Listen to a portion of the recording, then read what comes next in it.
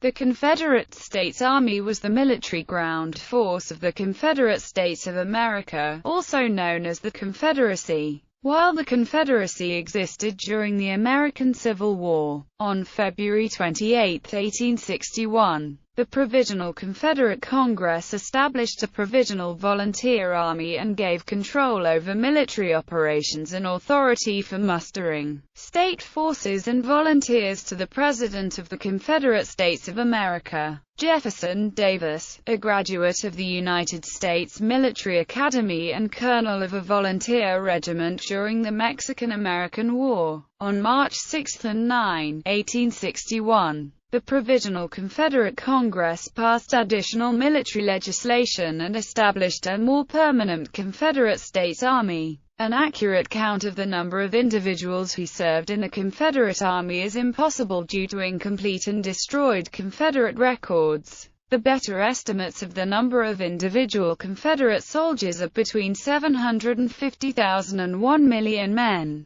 This does not include an unknown number of slaves who were pressed into performing various tasks for the Army, such as construction of fortifications and defenses or driving wagons. Since these figures include estimates of the total number of individual soldiers who served at any time during the war, they do not represent the size of the Army at any given date. These numbers do not include men who served in Confederate naval forces. Although most Civil War soldiers were volunteers, both sides ultimately resorted to conscription. In the absence of exact records, estimates of the percentage of Confederate soldiers who were draftees are about double the 6% of Union soldiers who were conscripts. Some historians have suggested that the threat of conscription may have had a greater effect on raising volunteers than it did in providing large numbers of reliable soldiers. Confederate casualty figures also are incomplete and unreliable. The best estimates of the number of deaths of Confederate soldiers are about 94,000 killed or mortally wounded in battle, 164,000 deaths from disease and between 26,000 and 31,000 deaths in Union prison camps. One estimate of Confederate wounded, which is considered incomplete, is 194,026.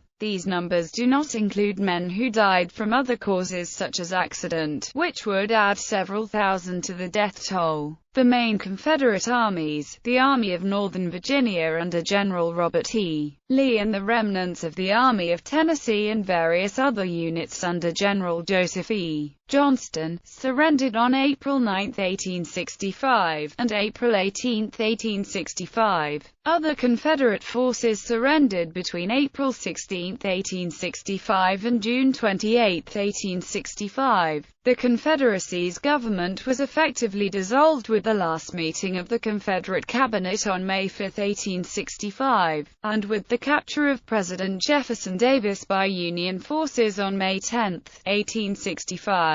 Prelude. By the time Abraham Lincoln took office as President of the United States on March 4, 1861, the 7 seceding states had formed the Confederate States of America. These states seized federal property, including nearly all federal forts, within their borders. Lincoln was determined to hold the forts remaining under federal control when he took office, especially Fort Sumter in the harbor of Charleston, South Carolina. By the time Lincoln was sworn in as president, the incompatible positions of the parties were fixed and irreconcilable, and the Provisional Confederate Congress had authorized the organization of a large provisional army of the Confederate States. Under orders from President of the Confederate States Jefferson Davis, troops controlled by the Confederate government under the command of General P. G. T. Beauregard bombarded Fort Sumter on April 12–13, 1861, forcing its capitulation on April 14. The North was outraged and demanded war. It rallied behind Lincoln's call on April 15 for all the states to send troops to recapture the forts from the secessionists, to put down the rebellion and to preserve the Union intact. 4 more slave states then joined the Confederacy. Both the United States and the Confederate States began in earnest to raise large, mostly volunteer, armies with the objectives of putting down the rebellion and preserving the Union, on the one hand, or of establishing independence from the United States, on the other hand. Establishment. The Confederate Congress provided for a Confederate Army patterned after the United States Army. It was to consist of a large provisional force to exist only in time of war and a small permanent regular army. The Provisional Volunteer Army was established by an act of the Provisional Confederate Congress passed on February 28, 1861. 1 week before the act which established the Permanent Regular Army organization, passed on March 6. Although the two forces were to exist concurrently, very little was done to organize the Confederate Regular Army. The Provisional Army of the Confederate States began organizing on April 27.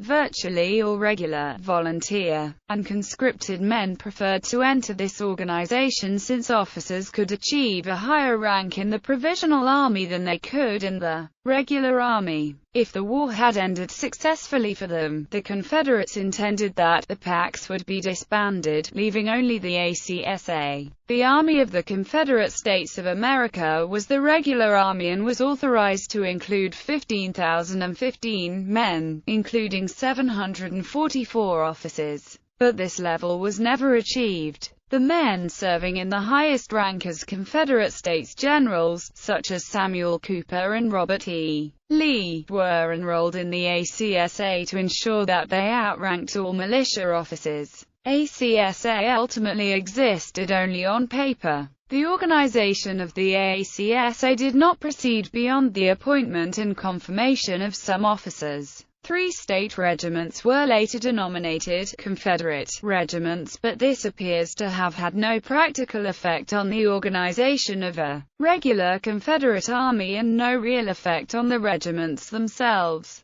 Members of all the Confederate States military forces were often referred to as Confederates, and members of the Confederate States Army were referred to as Confederate soldiers. Supplementing the Confederate States Army were the various state militias of the Confederate States. Confederate States state militias were organized and commanded by the state governments, similar to those authorized by the United States Militia Act of 1792. Control and conscription. Control and operation of the Confederate States Army was administered by the Confederate States War Department, which was established by the Confederate Provisional Congress in an act on February 21, 1861. The Confederate Congress gave control over military operations. On March 8, the Confederate Congress passed a law that authorized Davis to issue proclamations to call up no more than 100,000 men. The War Department asked for 8,000 volunteers on March 9,